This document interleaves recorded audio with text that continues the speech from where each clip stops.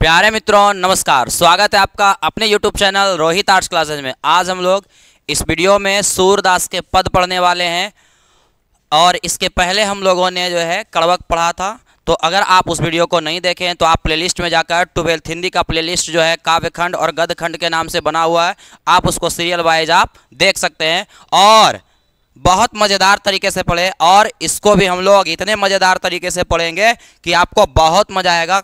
केवल आप जो है वीडियो में बने रहिए। तो चलिए हम लोग सबसे पहले जो है सूरदास का जो पद है उसका हम लोग परिचय समझते हैं, जानते हैं, उसके बाद हम लोग चलेंगे। चलिए देखिए, सूरदास का पद, सूरदास का पद है। तो इसके जो लेखक हैं, आपका जो पद जो है आपका, इसके लेखक कौन है? तो आपका सूरदास हैं। इनका जन्म 1478 ईस्वी में अनुमानित है, मतलब 100% नहीं, आपका हर जगह इनका जो है निश्चित रूप से नहीं दिया, अनुमानित दिया है। तो इनका जो जन्म हुआ था 1478 ईस्वी में और मृत्यु हो गया 1583 ईस्वी में। अगर 83 में से 78 घटाइएगा तो आपका जो है लगभग 105 साल होता है, 105 साल होता है। तो सूरदास जो है 105 साल बचे थे। पहले ज़माने के लोग जो है पहले ज़्यादा बचते थे। सुनिएगा, तो इनका निधन हो गया आपका 1583 ईस्वी में। इनका जन्म स्थान है दिल्ली के निकट सीही नामक गांव में हुआ था। इनका जो जन्म हुआ था दिल्ली के निकट सीही नामक गांव में। तो इनका जो गांव का नाम था सीही नाम था और ये है कहाँ? तो दिल्ली के निकट है। आगे समझिएगा, इनका निवास स्थान, देखिए जन्म स्थान और निवास स्थान में अंतर होता है। जन्म स्थान के मतलब हुआ कि जहां आपका जन्म हुआ, लेकिन निवास स्थान जहां आप जो है अपना जीवन व्यतीत करते हैं या तो फिर जीवन जो है बिताते हैं। तो इनका जो निवास स्थान रहा राज क्षेत्र में क्रमशः जो है गऊघाट, वृंदावन और पारसोली, गऊघाट, वृंदावन, पारसोली, इनका जो है आपका हो गया निवास स्थान। इन स्थानों पर जो है इन्होंने क्या किए, ये अपना जो है रहे, वहाँ जाकर निवास किए। इनका शिक्षा जो है, तो शिक्षा जो है इन्होंने स्व अध्याय के द्वारा ज्ञान अर्जन किए, खुद मेहनत करके, खुद मेहनत किए और उसके बाद जो है ज्ञान अर्जन किए। काव्य रचना एवं संगीत के जो है विशद जो है ज्ञान एवं अभ्यास, इन्होंने काव्य की रचना का अभ्यास किए, उसके बाद जो है उसका ज्ञान काफ़ी हासिल किए और विशाल जो है लोक ज्ञान, काफ़ी जो है विशाल इनके पास ज्ञान भी हुआ, अर्जित किए। आगे अभिरुचि जो इनका था, तो आपका अभिरुचि था पर्यटन में, सत्संग में और कृष्ण की भक्ति में।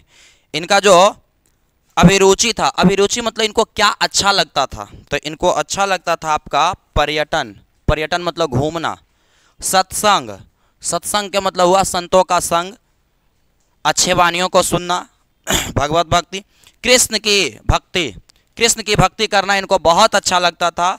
उसके बाद वैराग्य, वैराग्य जो है इनको बहुत अच्छा लगता था। तो इनका जो अभिरुचि था, इनको क्या अच्छा लगता था? तो पर्यटन मतलब घूमना, संतों का संग करना, कृष्ण की भक्ति करना और जो है वैराग्य जो है धारण करना। वैराग्य के मतलब हुआ कि सांसारिक जीवन को त्याग कर जो है भगवत भक्ति में लीन हो जाना, मोह से मुक्त हो जाना। तो वैराग्य इनको बहुत अच्छा लगता था। आगे समझिएगा, इनका दीक्षा काल, इन्होंने दीक्षा जो लिए थे, तो दीक्षा काल, सॉरी यहाँ पर दीक्षा काल नहीं होगा, यहाँ पर जो है आपका गुरु होगा, ठीक है। इनके जो गुरु हुए, तो इनके गुरु महाप्रभु वल्लभाचार्य हुए, जो भक्ति साधना के प्रवर्तक और प्रसिद्ध दार्शनिक और आचार्य एवं संत थे। इनके जो दीक्षा जो गुरु थे, इनके जो दीक्षा गुरु थे, दीक्षा गुरु होते हैं, एक शिक्षा गुरु होते हैं। दीक्षा गुरु जो होते हैं, दीक्षा गुरु जो होते हैं आपका आध्यात्मिक ज्ञान देने वाले गुरु को दीक्षा गुरु कहा जाता है और किताबी ज्ञान को देने वाले जो है, संसारिक ज्ञान को देने वाले जो है गुरु जो है आपका शिक्षा गुरु कहलाते हैं। तो इनके दीक्षा गुरु जो थे महाप्रभु वल्लभाचार्य, और यह एक प्रसिद्ध दार्शनिक थे, आचार्य थे और साथ ही साथ ये संत भी थे। सूरदास का जो है दीक्षा काल, यानी कि कब लिए दीक्षा जो है उनसे, तो 1509 से 1510 में जो है सूरदास क्या कर लिए थे, उनसे दीक्षा ले लिए थे। विशेष क्या है? तो जन्म से ये बेचारे जो सूरदास थे अंधे थे, जन्म से ये सूरदास अंधे थे, अथवा बड़ा होने पर जो है, बड़े जब हुए तब जो है आंखें जाती रहे। कहने का मतलब ऐसे जो है बताया जाता है कि सूरदास जो थे जन्म से क्या थे, अंधे थे, या तो फिर थोड़ी मोड़ी जो है इनकी रोशनी होगी बचपन में, लेकिन वह भी जो है धीरे धीरे उम्र जैसे बढ़ा और शायद जो है इनका रोशनी आँख का क्या हो गया, चली गई। ये मृदुल भाषी थे, विनम्र और निर्भिमानी, कोई अभिमान नहीं था। भावुक व्यक्ति जो है, किसी को देखकर भावुक हो जाना। अंतर्मुखी स्वभाव के विरक्त महात्मा थे, एकदम जो है अपने में मग्न रहने वाले ऐसे एकदम इंसान थे, और विनम्र स्वभाव के, कोई अभिमान नहीं, और भावुक हो जाते थे ये। आगे इनकी रचनाएं, इनकी जो कृतियां हैं प्रमुख रूप से जो है आपका सूर सागर, साहित्य लहरी, राधा रसकेली और सूर सारावली, इनका 4 जो रचना है काफ़ी प्रसिद्ध है। तो सबसे पहला देखिए आपका सूर सागर है, दूसरा साहित्य लहरी, राधा रसकेली और सूर सारावली। देखिए सूर सूर एक बार में सुरसुरा दीजिए एकदम, ठीक है। सूर सागर, सूर सागर, सूर सारावली, फिर जो है साहित्य लहरी, फिर राधा रसकेली। सूर सागर, सूर सारावली और फिर जो है साहित्य लहरी, फिर राधा रसकेली, ये इनका जो है प्रमुख रचना है। सूर सागर जो है आपका सूरदास का, यही जो है इनके प्रसिद्धि की का क्या है, कारण है।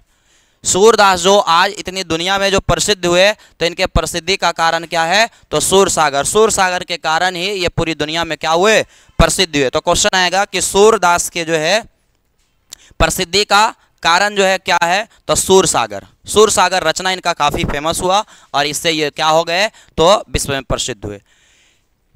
इनकी रचना जो है श्रीमद् भागवत की पद्धति पर द्वस्कंद, द्वादश स्कंदों में हुई है और गे पदों में।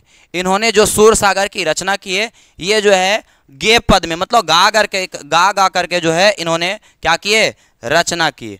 आगे समझिएगा, सूरदास जो थे ब्रज भाषा के, सूरदास ब्रज भाषा के एक महान कवि हैं। सूरदास जो हैं ब्रज भाषा के क्या हैं, महान कवि हैं, और इन्हें ब्रज भाषा का जो है, सूरदास को जो है ब्रज भाषा का एक क्या कहा जाता है, महान कवि, काफ़ी जो है प्रसिद्ध कवि रहे। सूरदास हिंदी के मध्यकालीन सगुन भक्ति धारा, या जो थे किस भक्ति धारा के थे, तो सगुन भक्ति धारा के थे और कृष्ण भक्ति शाखा के, सगुन भक्ति धारा के कवि थे और आपका कृष्ण भक्ति शाखा के कवि थे। देखिए पूजा करने का 2 तरीका होता है, एक आपका निर्गुण और एक आपका सगुण। सगुण में क्या होता है कि मूर्ति का पूजा किया जाता है, अनेक प्रकार के कर्मकांड किया जाता है, पंडित जी को बुलाया जाता है, विधि व्यवहार, उसके बाद जो है दक्षिणा उछना ये सब दिया जाता है, फल फलेरी जो है सब चढ़ाया जाता है, सिंदूर टिकली हुमाद अगरबत्ती जना चढ़ा सब चढ़ता है, ठीक न। उसके बाद तो तब जा कर के क्या होता है, पूजा होता है, भूखल रह पड़ता है, नहा के रह पड़ता है, इस तरह से तब जा कर के होता है सगुन में पूजा होता है। लेकिन निर्गुण में बिल्कुल भी ऐसा नहीं है। निर्गुण में जो है किसी चीज़ का मूर्ति की आवश्यकता नहीं, किसी भी चीज़ का जो है कर्मकांड की आवश्यकता नहीं, केवल और केवल जो है सच्चे मन की जो है ज़रूरत होती है और ईश्वर का ध्यान करना। अगर ईश्वर की भक्ति में लीन हो गया तो उसको जो है फिर किसी चीज़ से कोई मतलब नहीं। तो ये हुआ आपका निर्गुण भक्ति धारा। तो ये जो थे आपका सगुण भक्ति धारा के कवि थे और कृष्ण भक्ति शाखा के एक कवि थे। वे वल्लभाचार्य की जो है पुष्टि मार्गीय भक्ति में अष्टछाप के उत्कृष्ट कवियों में श्रेष्ठ कवि माने जाते हैं। वल्लभाचार्य के जो है अष्टछाप जो कवि 8 गो कवि हुए थे उसमें से ये जो है श्रेष्ठ माने जाते हैं। अगला आगे समझिएगा कि दीक्षा के बाद सूर से ऐसे कुछ पद सुनकर, सूरदास जो है जब दीक्षा ले लिए वल्लभाचार्य से, तब जो है काफ़ी सुंदर सुंदर ये कविता जो है गाने लगे। बहुत अच्छा सुने पंक्ति, कुछ सूरदास के पंक्ति को सुने वल्लभाचार्य। तब जो है वल्लभाचार्य यानी कि गुरु जो है, गुरु ने उनसे कहा कि सूर है के ऐसो घिघियात काहे कहो, सूर है के ऐसो घिघियात काहे कहो, कछु भगवत लीला वर्णन करो। मतलब इतना सुंदर तुम जो है गाते हो, इतना सुंदर जो है तुम्हारा सुर है, गला है, तो तुम जो है क्या करो, घिघियाओ नहीं बल्कि भगवत का जो है, भगवत का क्या करो, लीला का वर्णन करो, अर्थात भगवान की भक्ति का वर्णन करो। तो क्वेश्चन आएगा कि सूर्य को ऐसो ज्ञात काहे को हो, कछु भगवत लीला का वर्णन करो। किसने कहा? तो किसने कहा था? तो महाप्रभु वल्लभाचार्य। किसे कहा? तो आपका सूरदास को। आगे सूरदास जो है सूरदास जो है लीला रसिक कृष्ण भक्त कवि हैं। कृष्ण भक्त कवि हैं। किनके कवि हैं? तो आपका कृष्ण भक्त कवि हैं। आगे समझिएगा, सूरदास के जो काव्य प्रधान, सूरदास के काव्य प्रधान विषय क्या है? तो पहला विनय भक्ति, दूसरा वात्सल्य और तीसरा जो है श्रृंगार परे प्रेम श्रृंगार। प्रेम श्रृंगार सूरदास के क्या है? तो काव्य प्रधान विषय है। आगे वात्सल्य के तो वे विश्व में अद्वितीय कवि, यह जो है वात्सल रस के अद्वितीय कवि माने जाते हैं।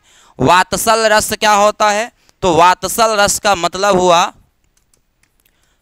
माँ का संतान के प्रति प्रेम का वर्णन जिसके माध्यम से किया जाता है वह वात्सल रस कहलाता है। तो वात्सल रस के पूरी दुनिया में, वात्सल रस का जो है पूरी दुनिया में ये अद्वितीय कवि माने जाते हैं। कहने का मतलब इनके जैसा आज तक कोई कवि नहीं हुआ जो वात्सल में वर्णन कर सके। तो क्वेश्चन आएगा कि वात्सल रस के अद्वितीय कवि कौन? तो सूरदास।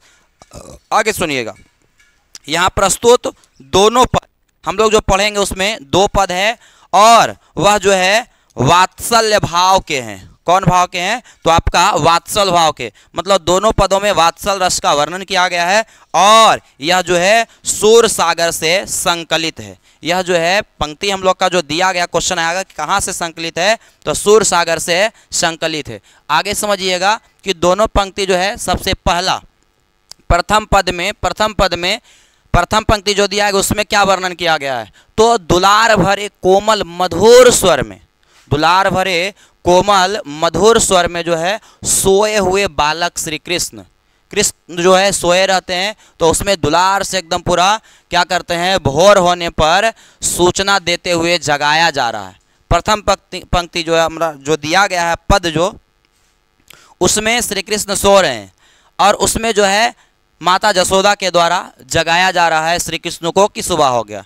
दूसरे पद में क्या है कि दूसरे पद में पिता नंद की गोद में बैठ करके बालक श्री कृष्ण भोजन करते हैं, यह दिखाया जा रहा है।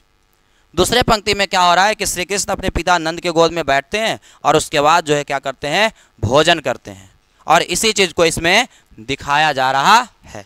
तो पहला पंक्ति जो है हमारा देखेंगे कि क्या है, उसके बाद दूसरा पंक्ति, उसके बाद एक एक पंक्ति का जो है व्याख्या समझेंगे। अब हम लोग चलते हैं, अब जो है इसमें हम समझेंगे कि संपूर्ण व्याख्या, प्रत्येक पंक्ति का जो है एक एक लाइन अर्थ समझेंगे और पंक्ति का जो है क्या कहना चाहता है।